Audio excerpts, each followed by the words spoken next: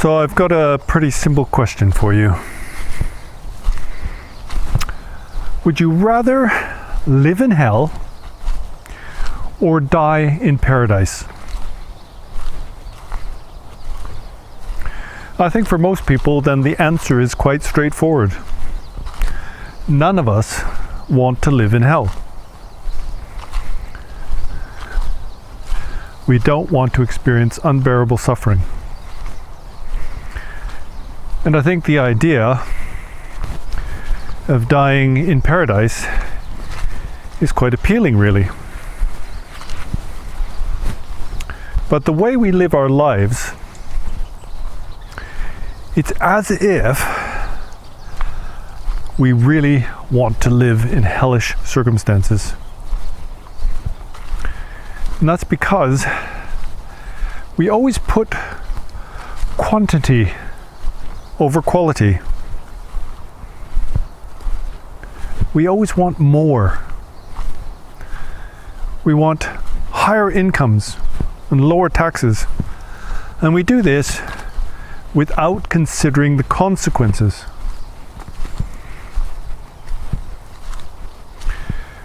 We are incredibly goal-oriented.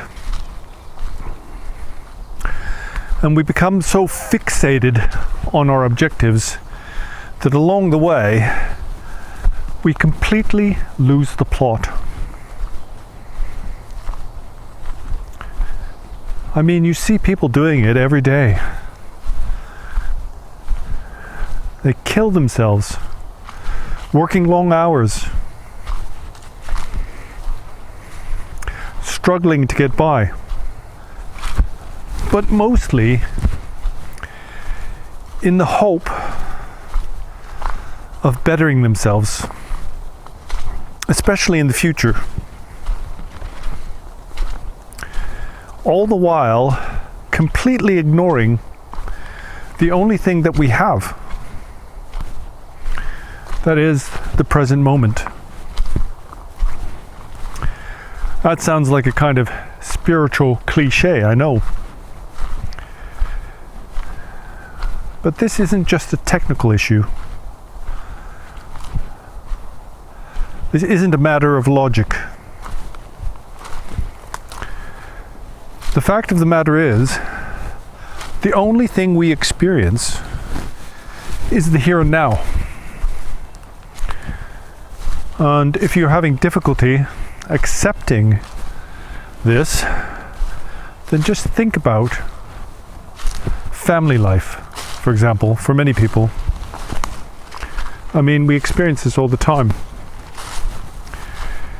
When we're young parents, as I once was, then we become so distracted with bettering our situation and the accumulation of wealth that along the way we miss the most precious time with our children. In pursuit of success, fame, fortune, position, and we make ourselves miserable. This situation is acutely apparent to me, having spent quite a few years living in what is basically a third world country. What I noticed was that although the people of Nepal had very little when compared to those living in North America, that they were far happier people. They had greater peace of mind. They were far less easily triggered and also smiled a lot. I think it is the case that people who live in rural areas, far away from the hustle and the bustle of the cities, who live more simple lives, have greater peace of mind. But once you get trapped into the relentless rat race of life, then in pursuit of progress, and happiness, you will quite likely just make yourself miserable. Money does not buy happiness. We've all heard this before. Conceptually, we can accept this fact. But the way we live our lives seems to deny the truth of this age-old saying. There are many things in life that come for free. Love is one of them.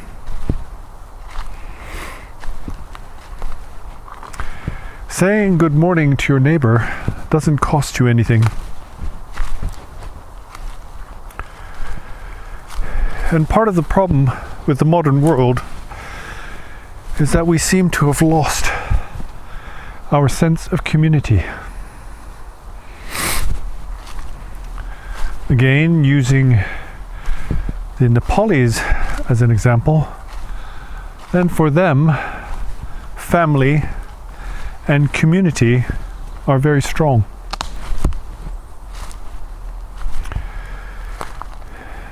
We spend so much of our time with our heads down, just trying to better our own situation, that we miss most of what goes on in our lives, the important stuff. Really, self-concern brings unhappiness and stress. And it is through our ability to think of others that we ultimately find peace and happiness. But it's almost instinctual, bred into us, that the opposite is the case. And that what we need to do is put ourselves first, put our nation first, put our interests first, above all else, before concerns for others.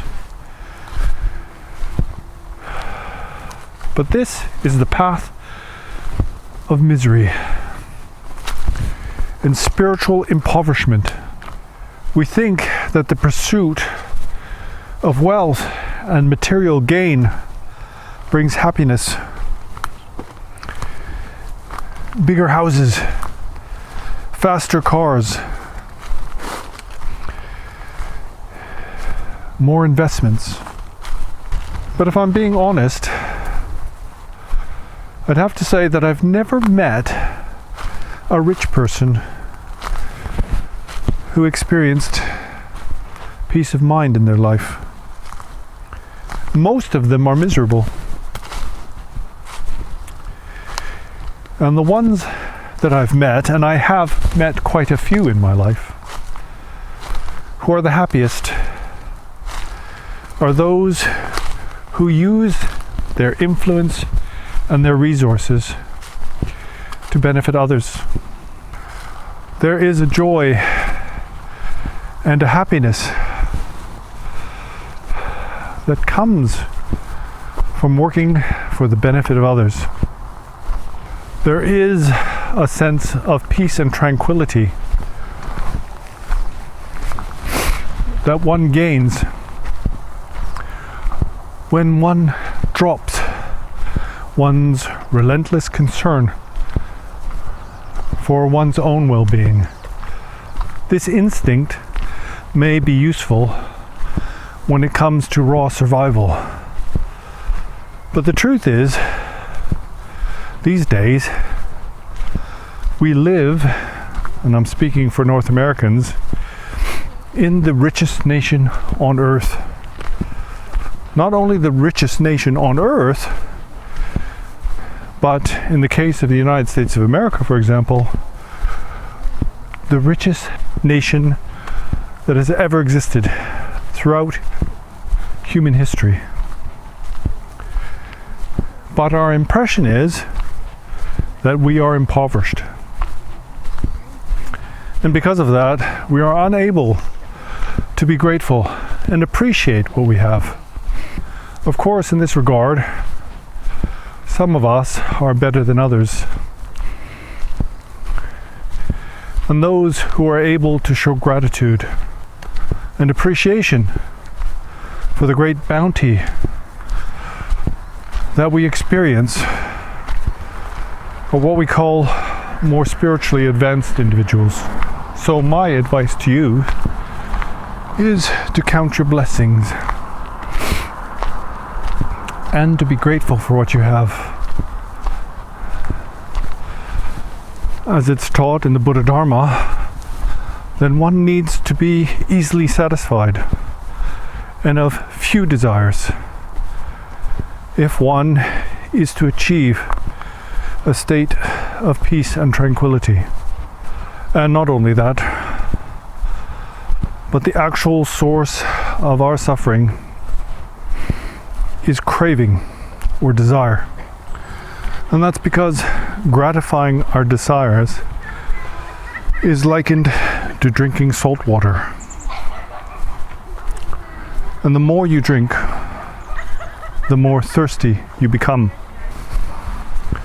Because this is the mechanism by which we become trapped on the treadmill of modern existence, riding a relentless roller coaster, yearning for fulfillment,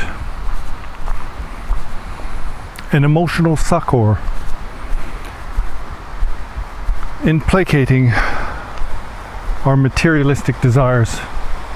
And it's no good just trying to blame the billionaires and oligarchs, because it is our own desires that have enthroned them as the most powerful men in the world. Because we want more, faster and cheaper, that we shop online on Amazon rather than buy from our local corner store. This crazy modern world is fueled by our greed and our avarice.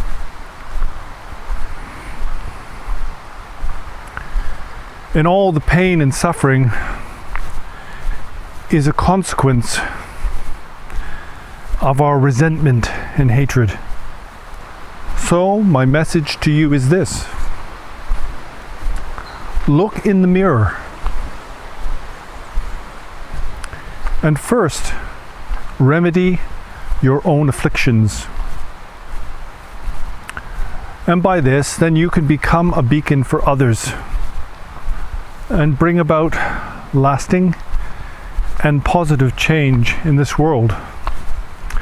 And it is my sincere wish that you should progress along this spiritual journey. Develop qualities like humility and love and compassion, and eventually achieve liberation from suffering in the mundane world. And so what you need to know is that you already have everything it takes to achieve this goal. Because along with sentience and consciousness, there is the ability to express love and compassion for all other sentient beings who, like you, are trapped in this illusion of suffering in the mundane world.